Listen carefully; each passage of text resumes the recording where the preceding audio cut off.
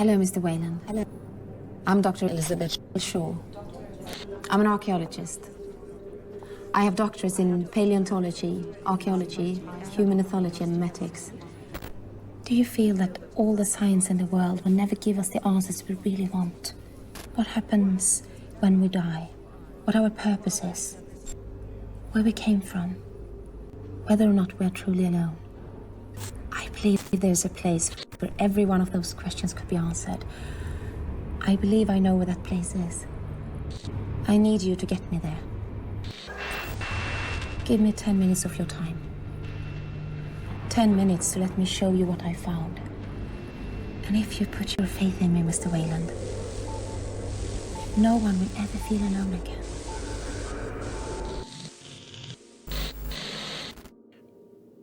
In March of 2089, Doctors Elizabeth Shaw and Charlie Holloway approached Sir Peter Weyland with an incredible theory regarding the origin of man.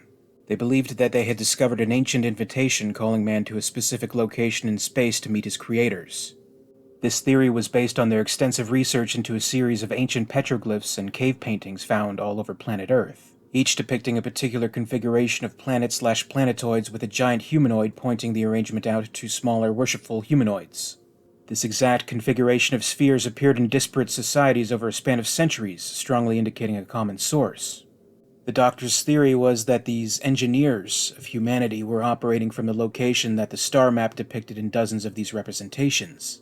Disregarding recommendations from the company board, Sir Peter turned his considerable resources toward proving Shaw and Holloway's hypothesis, uncovering a correlating star map in the Zeta II Reticuli system. He began building the craft that would become the United States commercial starship Prometheus within days of the discovery, choosing the name himself. Prometheus, it may be remembered, was the Titan who dared to give humans the gift of fire and who was subsequently punished for his transgression. Chained to a rock, his liver eaten each day by an eagle, the organ regenerating every night to be torn out again the next day. In ancient Greece, the liver was thought to be the seat of human emotions. In Western classical tradition, Prometheus came to symbolize human striving, particularly for scientific knowledge, and, ironically, the danger of overreaching in the pursuit of that knowledge. Company note: redacted information regarding the sentient life form known as the Engineers, and additional material gathered after Dr. Elizabeth Shaw's last officially recorded transmission, January 1st, 2094, is restricted to an S1 clearance. Information collected from uploads of USCSS Prometheus's mainframe to net. The USCSS Prometheus, at the time of its launch on August 2nd, 2091, was the most technologically advanced and expensive FTL drive exploration vehicle ever created. It was designed to carry its crew megaparsecs beyond KOI 2410, at that time the Weyland process world farthest from Earth. Boasting 4 nuclear fission-powered ion plasma engines and an ionized plasma drive, the ship was also the first of its class to feature a self-supporting Class D crew escape module, in addition to the individual ejector pods. Prometheus carried 5 R-Series exploration rovers and 4 AT-NR-6 runabouts, both multi-terrain vehicles specifically designed for the mission. The ship could comfortably house 25. The actual number aboard in 2091 was 17. Not including artificial person David 8, and was equipped with full chem and biolabs. The ship's destination was undisclosed to the general public, but she was in fact bound for a distant moon, LV-223. Located in Zeta II Reticuli system, 1,400 kilometers in diameter. Atmosphere, nitrogen, oxygen, poisonous level of carbon monoxide less than 3%, trace argon. Crust is primarily magnesium silicates. Complex weather systems, natural silicate storms, terrestrial world with large system of mountains, deserts, and valleys. Sir Peter Weyland, 1990 to 2093. Unknown to the majority of the ship's crew, Sir Peter was aboard the Prometheus in a specialized medical hypersleep chamber. Believing he had only a short time to live, his age, adjusted after numerous stints in hypersleep, was close to 92. Sir Peter programmed David 8 to wake him if and when Shaw and Holloway's engineers were found. Sir Peter was killed by an engineer awakened from stasis on December 26, 2093. Elizabeth Shaw, Ph.D., SCD, 2061, Accomplished archaeologist and archaeogeneticist, Dr. Shaw's work was compelling enough to draw Sir Peter himself into deep space, ostensibly to meet the engineers of the human race. Her father, a Christian missionary, instilled in her a deep and abiding faith, a faith certainly tested by her discoveries on LV-223 and later. When given the opportunity to provide the company with a specimen of alien life gestating inside of her, Shaw instead chose to surgically rid herself of the creature. Charles Holloway, Ph.D., 2058 to 2093. An American archaeoastronomer who worked closely with Elizabeth Shaw and oversaw 4 of their successful pictograph excavations. Dr. Holloway's specialty was interpretation of prehistoric hieroglyphs. Before meeting Shaw, Dr. Holloway's career was unremarkable. He was arrested as a protester when the Nenith dig was declared non-historical in 2079. Holloway, along with 7 other archaeology students, chained themselves to ground-moving equipment in a vain attempt to preserve the site. Holloway's anti-authoritarian tendencies continued to hinder his career. He was denied tenure at a state university for refusing to follow curriculum guidelines in 2084 and again in 2086. Meredith Vickers, EC 9549874-308, 2057 to 2093. Sir Peter Weyland's only legitimate child. Studied business management at Oxford, chose to accompany Sir Peter to oversee operations aboard the Prometheus. Miss Vickers was in line to become CEO of Weyland-Yutani upon the death or resignation of her father. She was personally responsible for selecting the Prometheus's crew. Captain Idris Yannick, EC 486125875, 2051 to 2093. Ex-military FTL vessel ship's captain. By all accounts, well-liked and respected by his crews. Although he scored well on company evals, contracted loyalty rating in the 600s, Yannick's handling of the Prometheus's crew was unacceptably lax. His casual, unauthoritarian manner and self-indulgence undoubtedly encouraged his subordinates to act likewise, resulting in poor decision-making and ultimately contributing to the mission's failure. Pilot Amin Chance, 4-3857, 2055 to 2093. FTL licensed, USAF Hero of the Conflict at Z-11 in 2078. Honorably discharged 2081. Had worked with Captain Yannick for 9 years prior to Prometheus mission. David 8, released in June 2090. The last AP in the synthetic series personally designed by Sir Peter Weyland. Lacking Asimov safeguards later instituted by synthetic oversight law, David 8 was capable of independently formulating plans in order to attain assigned goals. The David aboard the Prometheus exhibited behaviors that advanced Sir Peter's personal agenda, regardless of the outcome for the humans involved. Pilot Navigator Benedict Ravel, 4-9864, 2050 to 2093. FTL licensed, history and commercial mining/mapping, worked with Captain Yannick for 7 years prior to Prometheus mission. Biologist Rafe Milburn, SB 1402, 2055 to 2093. Chosen for his exemplary research work in evolutionary biology, Milburn's field experience was quite limited. The scientist's secondary interest in phylogenetics, the study of evolutionary relationships among species, secured his place aboard the Prometheus. When faced with the opportunity to study a new life form, his lack of practical field experience led directly to his death. Geologist Sean Fifield, SG 7620, 2050 to 2093. A different geologist was originally slated for the mission, J. Egger, 5G 6257, but circumstances required a last-minute substitution. While infinitely qualified as a geologic modeler, Fifield scored poorly on the company's mental, psychological, cognitive evaluation. He was described as both difficult and abrasive by coworkers. Meredith Vickers overrode vetting recommendations and hired Fifield 4 days before the Prometheus was launched on its 5 to 7 year mission. EMT medic Kate Ford, SM 1427, 2049 to 2093. Decorated for her work with refugees in the United East and with a background in emergency medicine, Ford applied for the position aboard Prometheus and was directly interviewed by Meredith Vickers. Ford played an integral part in uploading what useful information exists regarding the engineers. Additional personnel on board were mercenaries, medical personnel, Sir Peter's personal team, mechanics, and archaeological assistants. They included Corporal B. Jackson, SC-7256, security officer, recruited from EI/UK Armed Forces. V. Furtick, SC-9281, mercenary, hired as company installment security during African conflict. L. Taplow, EN-8170, mechanic, responsible for maintenance of ground transport.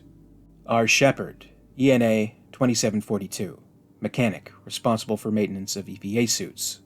J. Wallace, SA 7625, mechanic. S. Barnes, END 6924, drive engineer and mechanic. C. Intragian, SM 2618 PA, responsible for Sir Peter's medical care aboard the Prometheus. On December 25, 2093, the USCSS Prometheus landed on LV-223. The ship's crew discovered what they believed to be an installation created by the engineers, later learning that it was an atmospheric processor built atop an enormous starship, one of a fleet housed beneath the surface of the planet. The survey team found recorded holographic images of the engineers that initially suggested that there were no living specimens aboard the ship. A number of corpses were found, however, and a physical remnant. The decapitated head of one of the beings, encased in a helmet, was discovered and taken back to Prometheus for examination. Carbon readings from the away team indicated that the alien bodies were over 2,000 years old. The ship discovered by the away team was a massive, FTL-capable space vessel, used and presumably designed by the engineers. Shaped like a slightly asymmetrical horseshoe, one heel extending further than the other, these ships could be operated by minimal crew. The advanced technology employed by the engineers included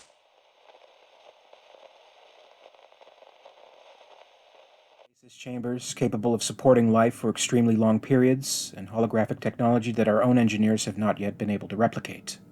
The ships found on LV-223 and LV-426 both possessed massive cargo holds, although the derelict craft found by the Nostromo, which was partially buried by volcanic activity on LV-426, was not as aesthetically elaborate as the so-called Juggernaut, and was, in fact, substantially smaller.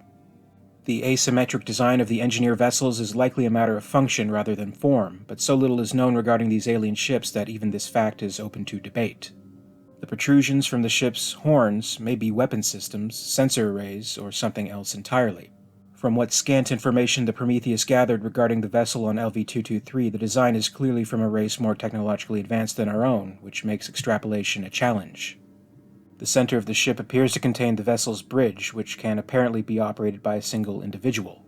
The Nostromo's crew found the remains of a lone operator aboard the derelict on LV-426.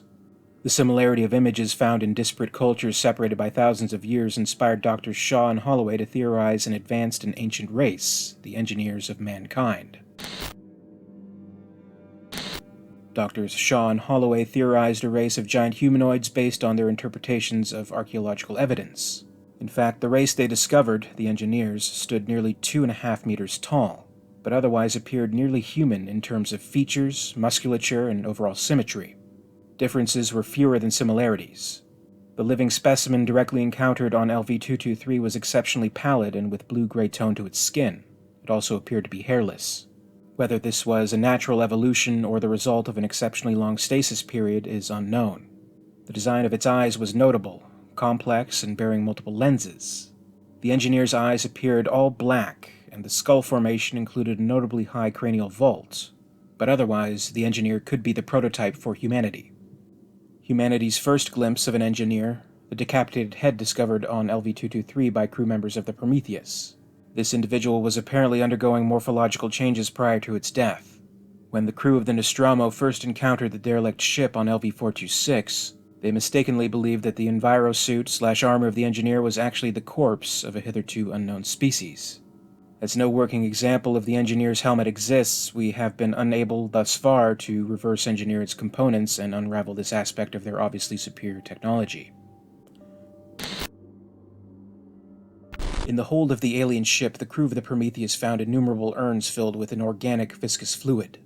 Apparently activated by the team's presence, the urns began to leak. Unknown to the crew, David brought one of the urns back to the Prometheus and put some of the alien fluid in a drink he served to Dr. Holloway. It is unclear if David was acting upon Sir Peter's orders or via his volition programming. Results of the experiment were inconclusive. Holloway sickened and appeared to undergo morphological changes before he was killed by Meredith Vickers while apparently trying to break quarantine. It has been postulated that the cargo carried by the engineers was a type of genetic accelerant, creating a quickly growing life form based on whatever contaminant it came into contact with. Shortly after being infected with the material, Dr. Holloway had intercourse with Dr. Shaw. In spite of a medical history that included the inability to conceive, Dr. Shaw became pregnant. The organism that she had surgically removed went on to interact with their last remaining engineer. The final result, a creature that bore a number of startling similarities to Xenomorph XX121. The accelerant, like so much of the engineer's technology, is not only beyond our understanding, its existence pushes the limits of belief. Given the advanced technology of the engineers, it is unlikely that the canisters containing the accelerant simply leaked.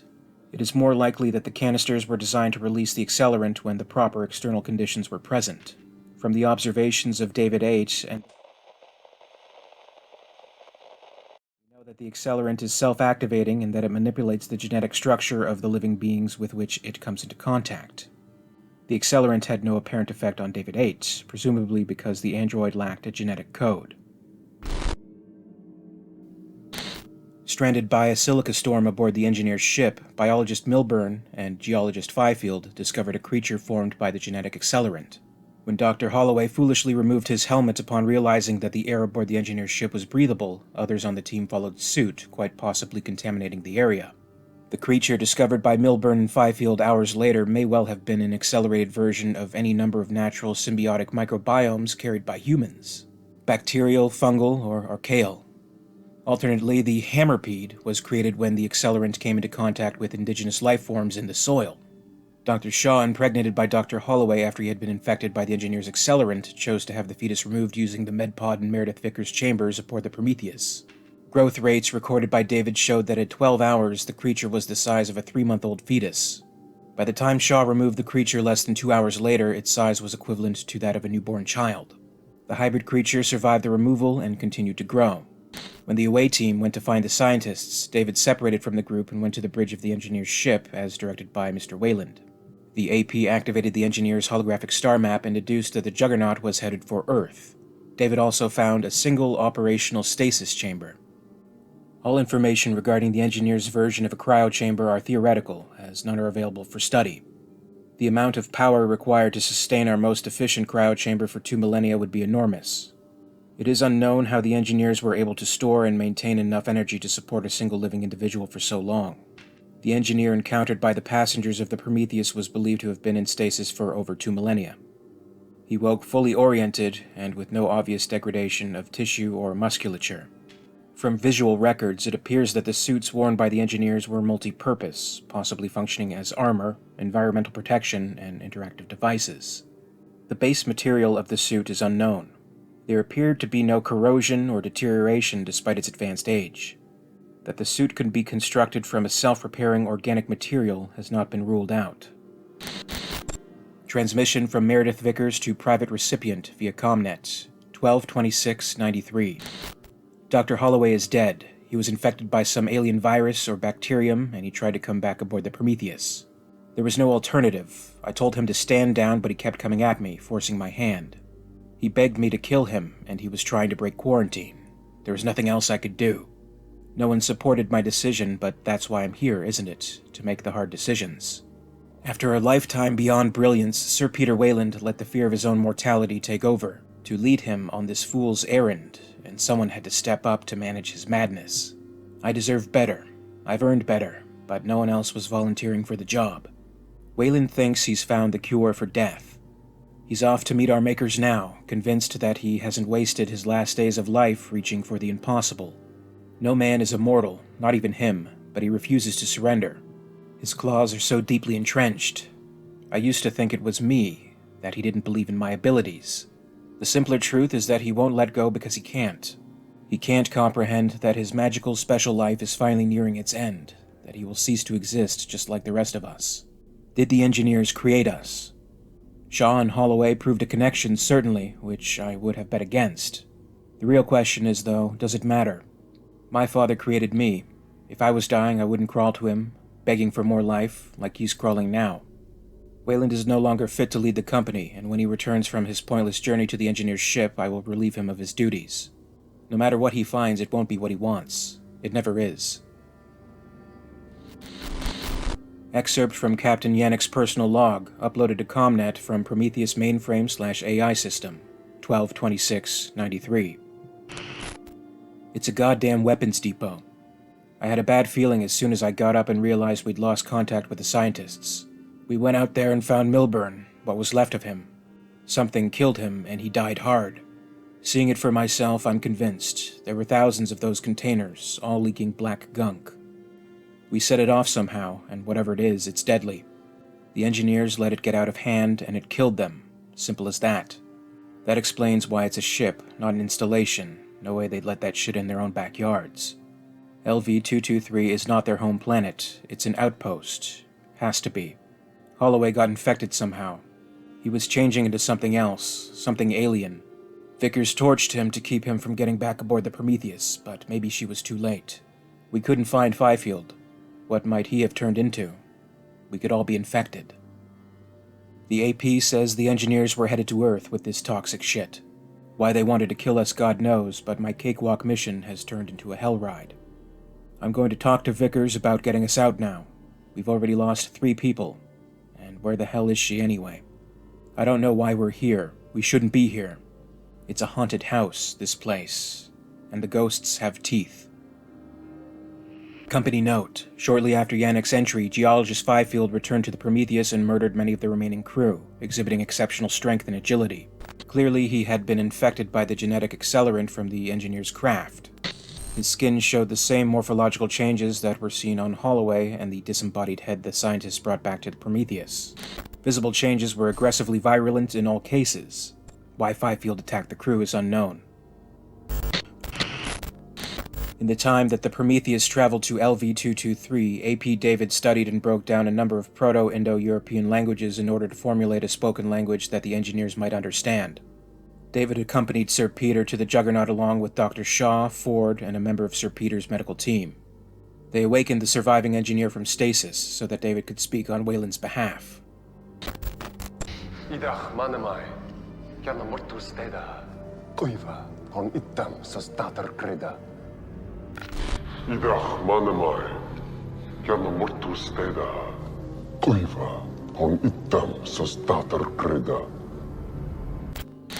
Approximate English translation.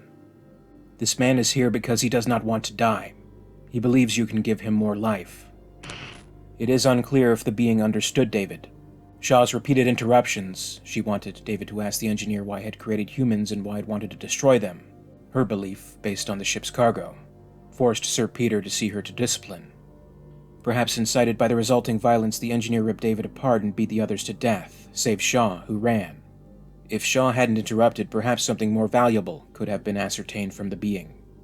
As it was, Sir Peter, founder of the company and one of humanity's brightest lights, was slain.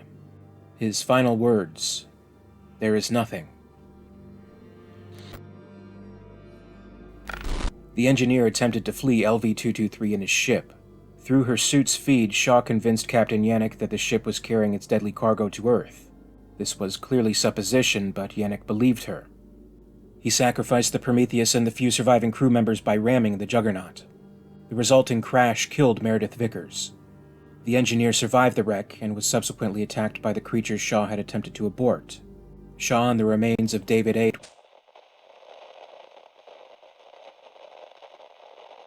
The accelerant/human hybrid implanted in Shaw's uterus resembled a kind of cephalopod. The Shaw-birthed creature implanted something into the engineer, then appeared to die. Captures from the wreckage on LV-223 clearly show a related organism emerging from the chest of the engineer sometime later. That the engineer's cargo was specifically a manufactured biological genetic accelerant cannot be proved or disproved, but the engineer's hold was clearly full of something toxic to mammalian life, to human life. Was the Juggernaut bound for Earth? AP David believed so, but its interpretation may have been flawed. Based on the AP's belief, Shaw decided that the engineers meant to destroy humanity, although she was unable to theorize a motive. Obviously, the company's interest in the accelerant and in the engineers is ongoing. The mysterious black viscous liquid promises answers to questions we've yet begun to ask regarding the technical creation of life. The engineers...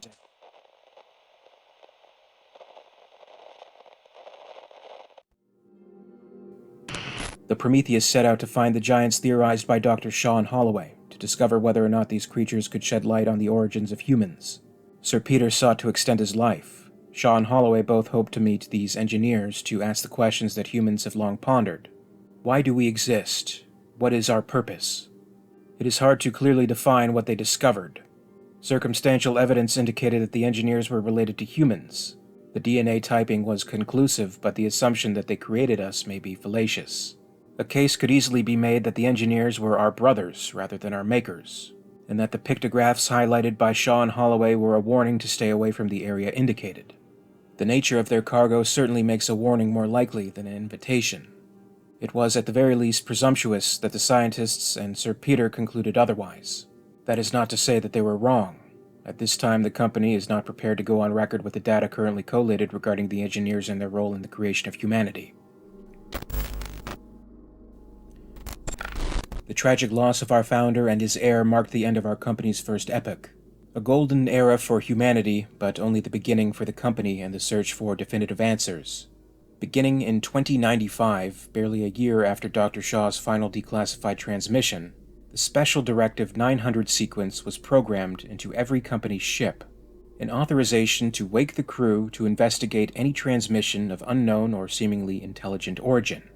The clause that requires company or company-contracted employees to investigate any such transmissions became standard in 2101.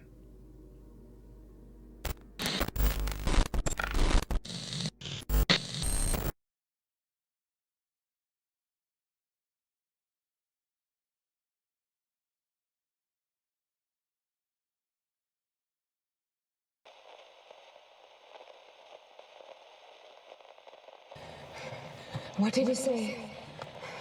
Where did he come from? There is no direct translation, but several of your ancient cultures had a word similar to it. Paradise.